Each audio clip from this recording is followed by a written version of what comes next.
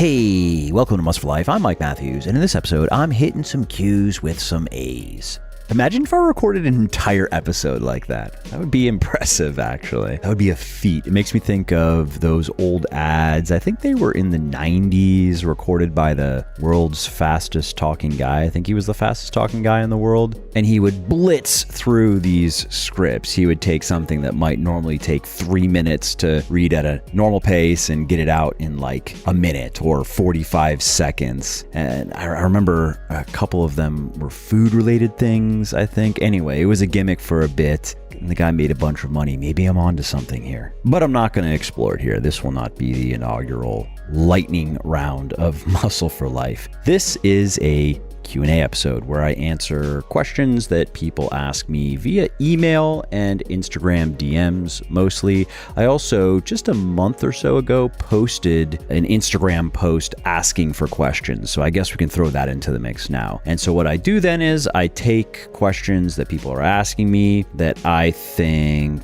are going to make for good public discussion. Usually things that I'm getting asked about fairly often and haven't explicitly addressed already, or questions that are just interesting to me. And I'm not sure how many other people are wondering about it, but I'm just going with my gut. So today's questions are, recently I've heard that while in positive nitrogen balance, you can lose fat and gain muscle at the same time. Is that true? That's a good one. That is a claim that has been around for some time, but has definitely, I've been asked it more and more frequently over the last couple of years. Next question, how do I lose muscle from a specific body part? That's a good question. And the last question is, how detrimental is it to sit a lot? Because a lot of us are working desk jobs 40 plus hours per week. Can we do that and still be healthy? And what are the downsides, especially for those of us who are into fitness as well, for those of us who do work out, normally in the gym, these days in our homes, but we do exercise. Now, before we get to the show, if you like what I'm doing here on the podcast and elsewhere, and if you want to help me help more people get into the best shape of their lives, please consider checking out my VIP one-on-one coaching service. My team and I have helped people of all ages, circumstances, and needs. So no matter how complicated or hopeless you might think your situation is, don't worry. We will figure out how to get you the results you want. Every diet and training program we create is 100% custom. We provide daily workout logs. We do weekly accountability calls. Our clients get priority email service, as well as discounts on supplements, and the list goes on and on. We basically do everything we can to help you lose fat, gain muscle, and get healthy as quickly and enjoyably, that's an important point, as possible. So to learn more, head over to legionathletics.com/coaching and schedule your free consultation call. Now, there is usually a wait list and new slots do fill up quickly, so don't wait. Just head over to legionathletics.com/coaching, lock in your free consultation call, and let's see if there's a good fit. Alrighty, let's get to it. First question is this nitrogen balance one. Can you build muscle and lose fat at the same time if you maintain positive nitrogen balance? So let's start with, what is nitrogen balance? Well, it's very simple. It simply refers to the total amount of nitrogen that you are consuming versus excreting out of your body, primarily in your urine. And as proteins are the primary storage site of nitrogen in the body, and protein is also the primary source of nitrogen in your diet, this is basically a proxy for your total body protein stores. So this is similar to energy balance in this regard: calories in versus calories out, nitrogen in versus nitrogen out. Another similar analogy is protein synthesis rates versus protein breakdown rates, right? So in the grand scheme of things, for those of us who want to get more jacked, what we are trying to accomplish really is we just want our protein synthesis rates to exceed our protein breakdown rates as much as we can. So that means for as much of the day as possible in terms of duration. And then we want the synthesis rates to exceed the breakdown rates as much as possible. So we want synthesis to always exceed breakdown. It's not possible, but this would be the absolute ideal situation, right? Where synthesis rates are always exceeding breakdown rates and by a lot.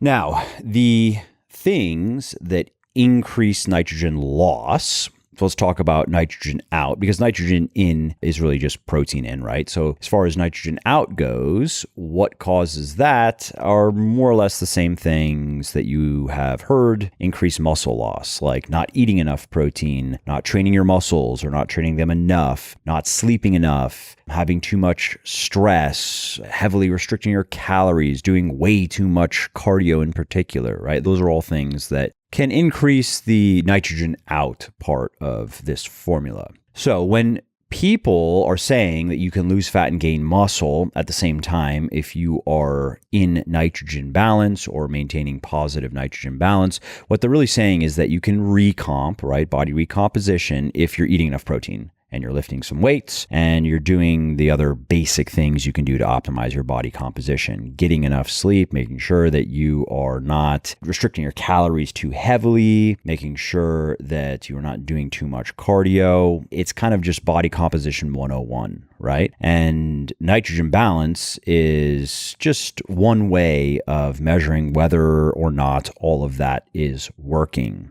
And there are other ways to look at it, but that's all it really is. So in a way, yeah, this is kind of true. If you maintain positive nitrogen balance via the basic tactics that I just talked about and that I always talk about and that I write about in my books and so forth. But what some of these gurus are not telling you, some of these guys and gals who are promoting this concept as a biohack or shortcut or one weird trick for recomping, is there's no special way to maintain positive nitrogen balance. There's no special supplement or special diet or special training routine you can do that will ensure that you're going to maintain positive nitrogen balance while you're cutting and therefore gain muscle. It's really just a result of your diet, your training, your lifestyle, and your training experience. And that's a key factor too, because what we know is this: if you are new to resistance training, so if you're a guy who has yet to gain his first, let's say 15 to 20 pounds of muscle, give or take, which is like year one, basically, or if you're a woman who has yet to gain her first, about half of that, let's say 5-ish, maybe 5 to 8 pounds of muscle, that's also a year one. For a woman of average genetics who works hard in the gym, can expect to gain 5 to probably 8 pounds of muscle in the first year. So if you haven't done that yet, then you are a novice and you can benefit from newbie gains, which means that your body's hyper responsive to training and you can accomplish a body recomp. You can gain muscle and lose fat at the same time. And you don't have to do anything unusual to accomplish that. You just have to use an aggressive but not reckless calorie deficit, eat enough protein, let's say something around 1 gram per pound of body weight per day, or about 40% of your daily calories, depending on how much you weigh, and make sure you're training your muscles, doing resistance training anywhere from, let's say, 3 to 6 hours per week. And if you want to maximize fat loss while you're gaining muscle, then it would be a good idea to add in some cardio and make it no more than probably about half of the time that you are training your muscles. So if you are doing 5 hours of resistance training per week, keep your cardio at like 2 to 2.5 hours, make sure you sleep enough, et cetera, et cetera. It's really just the fundamentals, and you will gain muscle and lose fat at the same time. And if you could monitor your nitrogen balance throughout that process, you would see that you're spending a lot of that time in positive nitrogen balance. Now, what if you are not the newbie though? What if you are, let's say, a guy who has already gained 25 pounds of muscle? You're in your second year, maybe even in your third year or beyond of proper training and dieting, and you want to recomp. Can you do it? Well, people who talk about positive nitrogen balance or just nitrogen balance as the hack, like that's the key, that's the gateway, they often say, well, you just eat a shitload of protein, like make 50-60% of your daily calories come from protein. I'm talking about upward of like 2 grams per pound of body weight per day, and you can force feed enough nitrogen in your body to offset the nitrogen that you're losing by cutting, because it becomes easier to lose muscle as you become more advanced when you're in a calorie deficit. So much so that usually the reasonable goal, and I'll get to this in a second, is to maintain your muscle. When you are an intermediate or advanced weightlifter and you're cutting, you're really looking to just maintain the muscle that you have. And if you are wanting to get really lean, you're almost certainly going to lose some muscle along the way, but you should be able to keep it to a minimum. It should be an amount that is almost not noticeable in the mirror. You might notice it in the gym in terms of losing some reps on your big lifts, maybe even having to drop your weights a little bit by the end of a cut. But when you look in the mirror, you should be very happy with what you see. You shouldn't notice anything smaller, really, even if you did lose a little bit of muscle. And so while it sounds enticing and it's a cute theory that you can manipulate your nitrogen balance through diet or supplementation or training and recomp as an intermediate or advanced weightlifter, it simply doesn't work. It doesn't pan out. And this has been investigated in a number of studies that show that the more muscular you are and the leaner you are when you start a cut, and the longer you remain in a calorie deficit for, the harder it becomes to simply maintain your muscle, let alone gain muscle. And that's why you will hear a lot of smart natural bodybuilders say exactly what I'm saying, that once your newbie gains are behind you, just forget about recomping. If you can accomplish it somehow, it's going to be so negligible that it's actually just unproductive. It's more productive to just cut and lean bulk, do those things correctly. And if you're still trying to build your physique, that means that you should be spending a lot more time lean bulking than cutting. Like ideally, over the course of a year, if you're really trying to maximize the gains, you'd probably spend 8 or 9 months lean bulking. So 8 or 9 months of the year in a slight surplus, and the remaining 3-4 months cutting. Now, those would be probably 2 separate cuts, right? But the point with that is the only way to do that is to take your lean bulking seriously, to watch your calories and watch your macros and stick to your plan just as much as you would when you're cutting, so you can minimize fat gain and not have to cut your lean bulks short to cut because you got too fat too fast. So don't get suckered in by any siren songs about how you can maintain positive nitrogen balance as an intermediate or advanced weightlifter when you're cutting, and all you have to do is follow this special diet or take these special supplements or do these special workouts. It's not going to happen. It is a fool's errand. But if you are new to resistance training, it is going to happen, and you still don't have to do anything special. You just apply the fundamentals: energy balance, macronutrient balance, micronutrient balance, making sure you're eating enough nutritious calories, particularly important when you're cutting, right? Because your calories are restricted. Training your muscles, using heavy compound weightlifting primarily, limiting your cardio, so on and so forth. Oh, and one final note in case you come across someone who's sharing studies that would suggest that I'm wrong, is many studies are looking at total body nitrogen balance, which is not exactly what we care about, right? Because what we're talking about is how much nitrogen is being added or taken from your muscle tissue. And yes, muscle tissue is the body's primary store of nitrogen, but just because the total body nitrogen stores are changing for the better or worse does not immediately mean that your total muscle mass is changing for the better or worse, at least not in a directly correlated black and white fashion. Hey, before we continue, if you like what I'm doing here on the podcast and elsewhere, and if you want to help me help more people get into the best shape of their lives, please consider checking out my VIP one-on-one coaching service.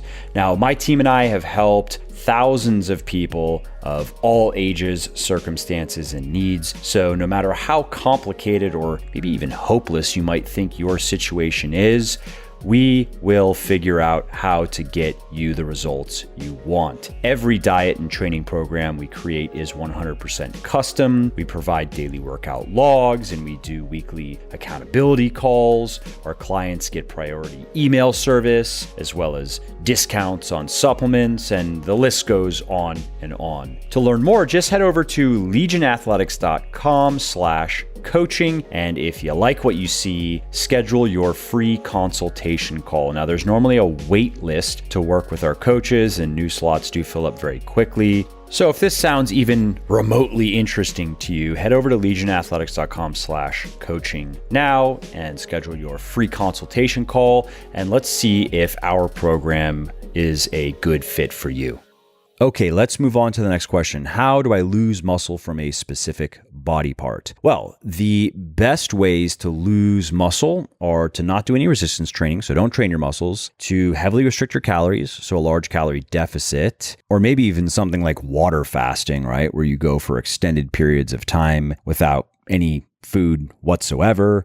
You want to keep your protein intake low. You want to make sure you don't eat a lot of protein, and do a lot of cardio, and specifically moderate intensity cardio as opposed to higher intensity stuff or sprint. And so if you wanted to just lose muscle, then you would do all of those things. If you woke up one day and you're like, I'm way too jacked, I need to enfeeble myself immediately. You know, funny, I know one person actually who had this problem, Ben Pakulski, the former professional bodybuilder. So after he stopped bodybuilding professionally, he didn't want to be that big anymore. He didn't want to be even remotely as big as he was. And so he did basically what I just outlined. He still trained his muscles. He didn't completely cut out the resistance training, but he trained a lot less intensely, and he restricted his calories heavily for a long period of time, ate very little protein. I believe he worked in longer fasts, did a lot of cardio, and it worked. It got him down to an amount. I mean, he still is extremely muscular, but he looks more like a normal person now, which is, I think, what he wanted to accomplish. So anyway, if that's how you lose muscle everywhere, how do you then target certain areas? How do you lose muscle just from your legs, for example, or from your back? I've heard from women who, I remember one woman, she was a swimmer,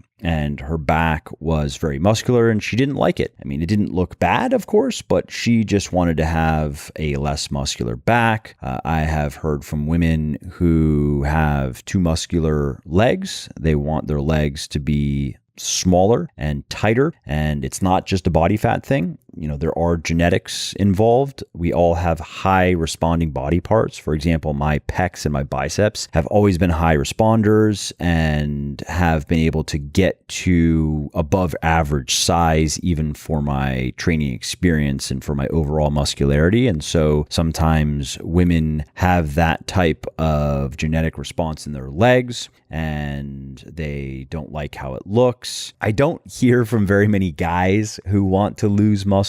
I haven't heard from one, maybe ever. Ben Pakulski might be the only one that I've ever come across. But hey, if you're a guy and you're listening and you want to know how to make a body part smaller, then this advice is going to help you. And you know, I actually just thought of myself here. There was a period a couple of years ago where I was doing 6 to 9 sets of biceps per week, direct biceps sets, in addition to about 15 sets of pulling per week. So that's a lot of biceps volume. I mean, that's 20 plus sets per week of biceps volume, right? Because it is perfectly valid to count indirect volume for muscle groups. So when I'm pulling, yeah, it's not a biceps exercise per se, but it heavily involves the biceps. So it definitely qualifies as biceps volume. Some people even go as far as weighting their volume. So they would say, okay, deadlifting is not as stimulating for the biceps as, let's say, barbell rowing. So when I deadlift, I'm going to count that as 1 set of volume for my back and a half a set of volume for my biceps. And when I'm rowing, I'm going to count it as 3/4 of a set. I never have taken things that far. That's even too OCD for me, and I'm a pretty OCD person. I just don't think it's necessary. I think it's perfectly workable to count the volume 1-to-1, direct and indirect. And so anyways, I was doing a lot of biceps volume, and there actually was a point where I felt like my biceps were a little bit too big when I looked at my proportions. Big arms are cool, but when I compared my biceps and my triceps together, but particularly my biceps to my shoulders, which have responded well to training, but I would say have responded normally, which means that they've been a bitch, right? The shoulders, the deltoids are small, stubborn muscles. It takes a lot of work and a lot of time to build them up. And so what I found is that my biceps were just too big for my shoulders. It just looked odd, particularly when I had a pump. When I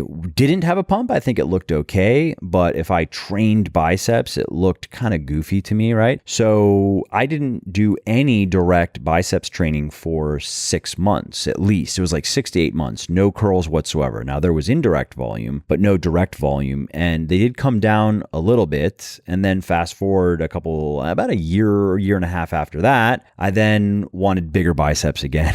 So I went back to doing 6 to 9 sets of biceps per week. And that's what I currently do. But I don't feel like I have the imbalance issue anymore. Maybe because my shoulders have grown a little bit, or maybe my mind is just playing tricks on me. And so anyway, getting back to the question, how do you lose muscle from a specific body part? Well, it's basically what I just said, right? Your best bet is just to not train those muscles. So if you want to lose size in your legs, then don't squat, don't do lunges, don't do deadlifts. It does not take much volume to maintain muscle mass. A lot of people don't understand actually how much less volume it takes to maintain mass than to gain mass. Some research shows it could be around 1/5. Some research suggests it's as little as 1/8 of the volume that it takes to maintain. So let's say, for example, to continue gaining muscle, you need to do 15 sets, 15 hard sets for that muscle group per week. To maintain what you have, you might be able to do like 2 or 3 sets. That's it per week and not really lose any muscle. Maybe a little bit. Maybe you lose a little bit of muscle size because your muscles aren't going to have as much residual pump and you're not going to be carrying around as much water and glycogen in the muscles from the training, but you would not see any major reduction in size with that much less volume. That's wild, right? And that is also encouraging though, because it shows how easy it is to maintain a physique. And maybe easy is not even the right frame of reference, as if it doesn't take work. Yeah, it still takes work, but what it really means is not that you can get lazy or that you shouldn't train hard anymore if you already have a great physique. No, it just means that you have more flexibility, that you can afford to miss workouts if you have to, for example, and you don't have to try to go out of your way to make your training the top priority. Let's say you're traveling for 3-4 weeks and you could work out getting into a gym every morning and getting the right meals set up and so forth, but it'd be a bit of a pain in the ass and you'd really prefer to just go on a maintenance phase while you're out of town and then get back to it when you're at home. You can do that, and it is not nearly as difficult to do as many people think. And many of us intermediate plus weightlifters are experiencing that now, right? Over the last couple of months with this quarantine, a lot of people I've been hearing from are surprised actually at how effectively they've been able to maintain their muscularity and maintain their physiques just doing home workouts. And these aren't people who have fully decked out home gyms either. I don't have a home gym. I have a pair of Bowflex dumbbells, #blessed, that go up to 90 pounds, and I have some bands. And I'm able to make that work quite well, actually. I'm getting in good workouts. They're simple, they're kind of boring, but hey, effective volume is effective volume. And the same thing can be said for even body weight training. Even if you don't even have bands, you can do enough with body weight training to maintain an outstanding physique. Now, if you're an intermediate or advanced weightlifter and you're trying to gain muscle and strength, of course, body weight isn't going to cut it. No matter how many push-ups you do and no matter how many different variations you do and handstand push-ups and pistol squats and so forth, you're just not going to get the training stimulus that you need to continue gaining muscle and strength. To do that, you really are going to have to load your muscles heavily. And you can do it with dumbbells for sure, but the most effective way to do it is with the barbell. Okay, so if the best way to lose muscle from a body part is to just not train it, how do you really do that practically? Because it's not easy to just isolate certain muscles and not involve others, right? So let's say your back is the muscle group that you want to shrink. You want to lose muscle in your back, but you don't want to lose muscle in your biceps. If you were to do pull-ups or chin-ups, great biceps exercise, but also a back exercise, right? So in this case, you'd want to skip the pull-ups, skip the chin-ups, and do something like biceps curls. Now, let's say it was your legs. You want to lose size in your legs, but you actually want to keep growing your glutes. Well, that would mean that you need to do exercises that work your butt, but not your hamstrings and not your quads. How do you do that? Well, something like glute bridges work, or something like the hip thrust would work, or cable pull-throughs would work, or single leg foot elevated hip thrusts if we're talking about home workouts, if you don't have the equipment to do some of the other exercises. Something also to keep in mind is if you do a lot of cycling or you do a lot of running, that actually can maintain leg size. That's been shown in research, and particularly if you're doing high intensity stuff. So if you're doing like cycle sprints or running sprints, you can maintain a lot of leg mass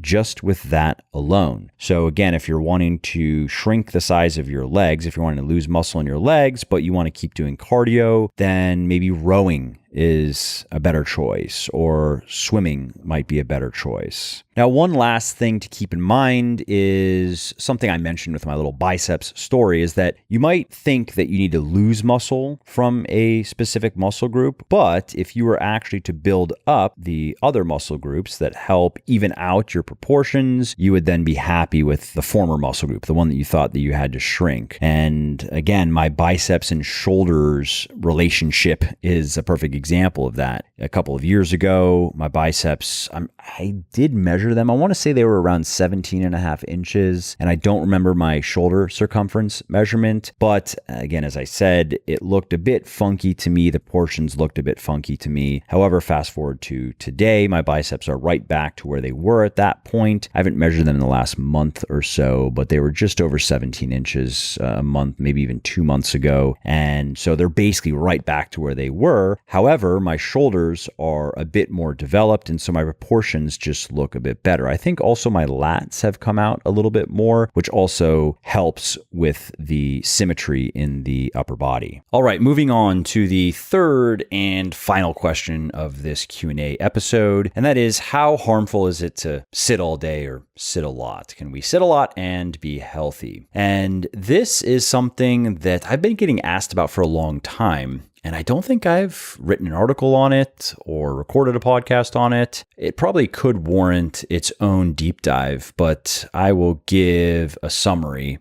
here. So this is often a concern because there's research that has associated sitting a lot with an increased risk of different diseases like type 2 diabetes and heart disease, as well as just all-cause mortality, like death from all causes. The more you sit, the more likely you are to die. Period. So a good example of this is a study that was conducted by scientists at the University of Queensland. And what they did is they looked at the association between sitting and life expectancy. And what they found is that each hour of sitting per day was associated with a decrease in lifespan of about 21 minutes and 48 seconds. And that sounds alarming. And especially when you listen to what the media had to say, right? So they love to take research like that and then create these sensationalized headlines about how sitting is killing you. And for every hour that you sit every day, you are going to live 21 minutes less. We also know that inactivity is associated with stuff like breast cancer, colon cancer, diabetes, heart disease. There was an estimate from the WHO that said that inactivity was actually the primary cause of about 20 to 30% of those cases: breast cancer, colon cancer, diabetes, coronary heart disease. And again, stuff like that freaks people out. Now, what you have to keep in mind is that type of research can find associations, it can find correlations relationships, but it can't establish causation. Meaning that kind of research can tell us that there may be a problem, that sitting may be bad. It may be increasing your risk of disease and death, but we're not sure. We can't say for sure because there are way too many variables involved that could be influencing these outcomes that we're looking at that have nothing to do with sitting. So for example, let's just say, that unhealthy people tend to sit a lot more than healthy people, people who are overweight, who don't exercise, and who eat poorly. Let's just say that were the case, right? Well, then if you were to just look at the relationship between sitting and death, you would see that. You would see a correlation. You'd be like, wow, you have these people who sit a lot and they have a lot more disease and a lot more dysfunction, and they don't live as long as these people who don't sit as much. Therefore, sitting must be bad for you. No, not necessarily. Maybe it is just that these people are unhealthy, and that's what's driving the disease and the death, and they also happen to sit a lot. And in the same way, you might also find that these unhealthy people also do other things in a similar fashion. Let's say you might find that many of them do not wake up early in the morning, but does that mean that not waking up early in the morning means you're more likely to get a disease and die? Probably not, right? So you have to watch out when you hear about this epidemiological research, this observational research. It can point in the direction that science should head. It can say, hey, it looks like there's something over here. We should investigate this more thoroughly, but it can't say definitively X causes Y. Now, in the case of sitting and its relationship to disease, dysfunction, and death, the correlation is pretty strong. There is a lot of research that has been done on this, a lot of observational research, which of course then increases the effectiveness of the body of the literature on the whole, because you have a lot of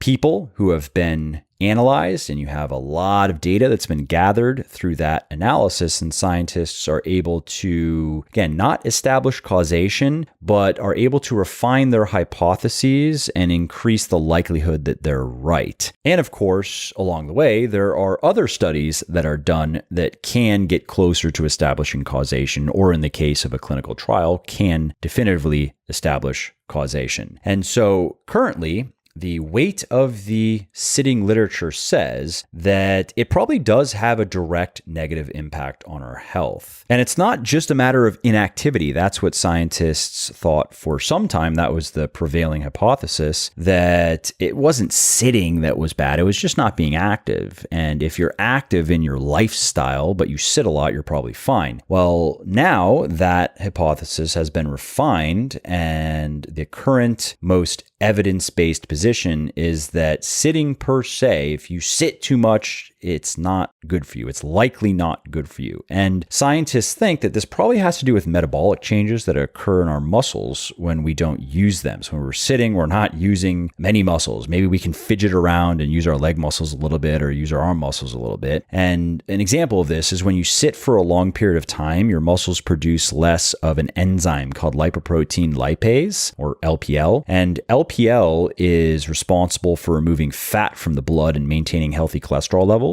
And when LPL levels drop, it can increase the risk of developing high cholesterol, triglycerides, atherosclerosis, and other various metabolic maladies. And that's been shown in clinical trials, high evidence for that mechanism. Right. And also when your LPL levels drop, you can become less sensitive to the effects of insulin, which is not good for a number of reasons. Other research on the effects of sitting shows that it can even rob you of some of the benefits of exercise. So for example, there was a study that was conducted by scientists at the University of Texas, and they found that sitting for about 13 and a half hours per day for 4 days canceled out many of the health benefits of a 1-hour run in terms of insulin sensitivity and fat metabolism. Another study worth mentioning was conducted by scientists at the University of Sydney. And here they used accelerometers to track how much time 222,000 Australians spent sitting or exercising between the years 2006 and 2012. And then the researchers compared how the participants' physical activity levels compared to their overall risk of dying during the course of the study. And as you'd expect, researchers found that people who exercised the most had the lowest risk of dying. That's not surprising. But they also found that the people who who exercised the most, but also spent more than 11 hours per day sitting, had almost the same risk of dying as people who didn't exercise, but sat less than 4 hours per day. That is, the active couch potatoes had the same risk of dying as the people who didn't do formal exercise, but also didn't sit very much. So how bad are the effects of sitting, right? That's the real question here. How much of the health benefits of our workouts are we canceling by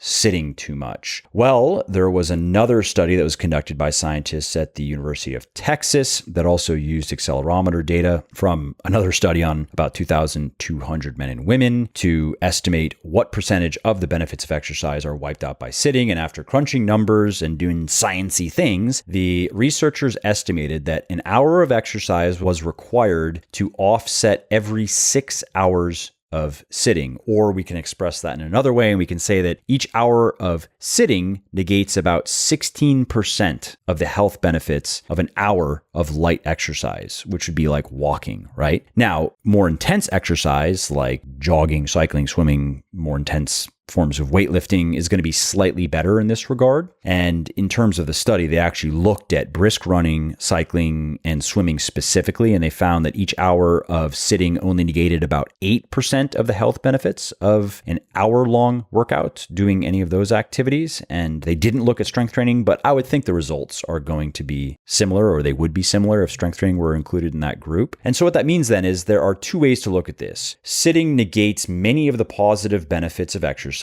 and exercise negates many of the negative effects of sitting, right? And both of these things are true. You don't lose all of the benefits of exercise when you sit, and you don't wipe out all of the downsides of prolonged sitting with regular exercise. And the key there is prolonged sitting, right? And that gets to the kind of key takeaway is, what should we do about this? I think the best advice, given everything that I've just told you, is to move throughout the day. Just avoid long stretches of uninterrupted sitting. Try not to just sit there in the same position, not really moving for hours on end. Make sure you're getting up it could be 20 to 40 minutes or so. You might have heard of the Pomodoro technique, where you work, I think it's 20 minutes, then you take like a 5-minute break or 4-minute break or something, and you pretty much just chunk your work in that way, where it's 20 minutes of focused work and then a short break, 20 minutes of focused work, short break. And I haven't looked into it in a while. I don't follow it myself. I guess maybe I follow some version of it. I'm just not going for only 20 minutes. I probably go for 45 to 90 minute stretches where I am focused and I'm not checking email, I'm not checking social media. I'm just doing usually it's some form of deep work, and then I'll take a short break. But sometimes there are just natural breaks that occur. Like I have to pee, I have to get up to go get some more water.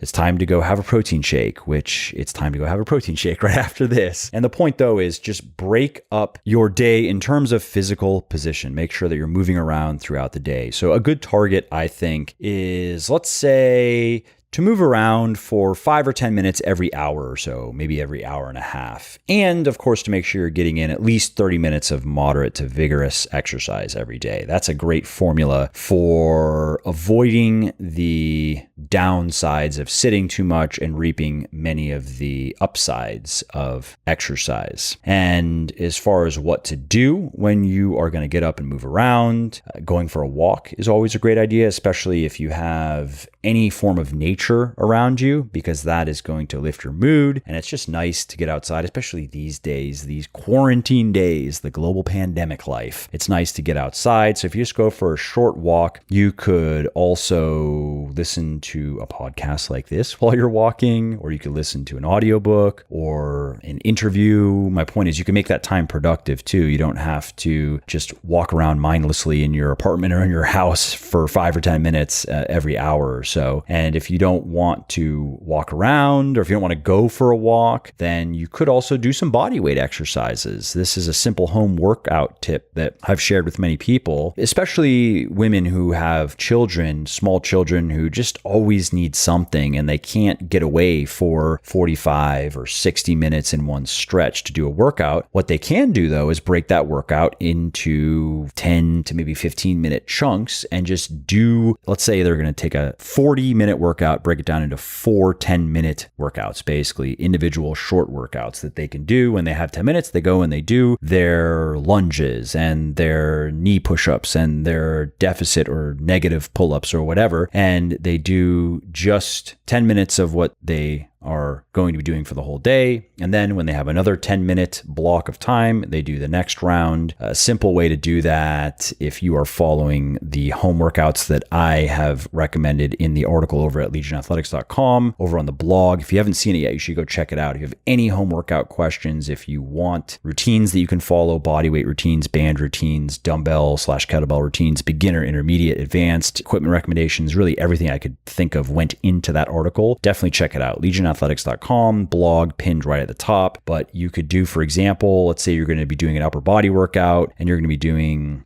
16 sets in the workout. It's body weight stuff, maybe some body weight and bands. Good. Well, then you might be able to do your first exercise in one block. So you've just worked or done whatever you're doing. You just sat for an hour, hour and a half, and then you want to take a short break. You get up and you do your first exercise, your first 4 sets, maybe of the 16 sets. And it's easy to do because it's body weight. You don't even need to warm up. You just jump into it. 10 minutes, you're moving around, get back to work. And then an hour later, maybe you just go for a short walk, get back to work. An hour, hour and a half later, you do the next part of your body weight workout. That has worked well for many women with small kids who, I guess incidentally, are not sitting very much because small kids always need something. You're always chasing them around and they're always trying to rip your house apart, and they want food and they want to go outside and they want to terrorize animals and et cetera, et cetera. So there's not much downtime. But for those of us who are not in that situation, for those of us who are spending most of our time working, for example, and sitting in a chair like I am now, breaking up workouts is an effective way to not just get our workouts done, but also to inject regular movement into our daily routine. And, you know, some people find that they actually enjoy their training more doing it the broken up way than the normal way. Because let's face it, a lot of the workouts that we're doing these days are kind of boring. They're not as interesting or as effective as what we're used to. I mean, they get the job done, so can't complain. But many people find that they enjoy their training more, their quarantine training, their limited home workout training more if they do several 10 to 15 minute workouts per day versus one longer workout.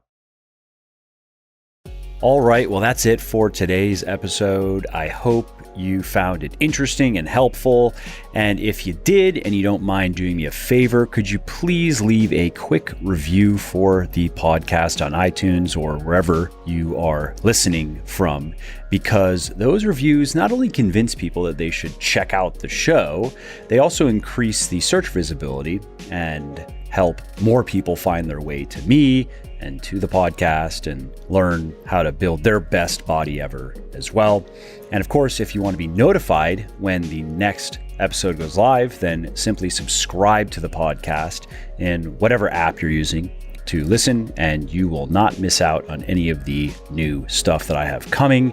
And last, if you didn't like something about the show, then definitely shoot me an email at mike@muscleforlife.com and share your thoughts. Let me know how you think I could do this better. I read every email myself, and I'm always looking for constructive feedback. All right, thanks again for listening to this episode, and I hope to hear from you soon.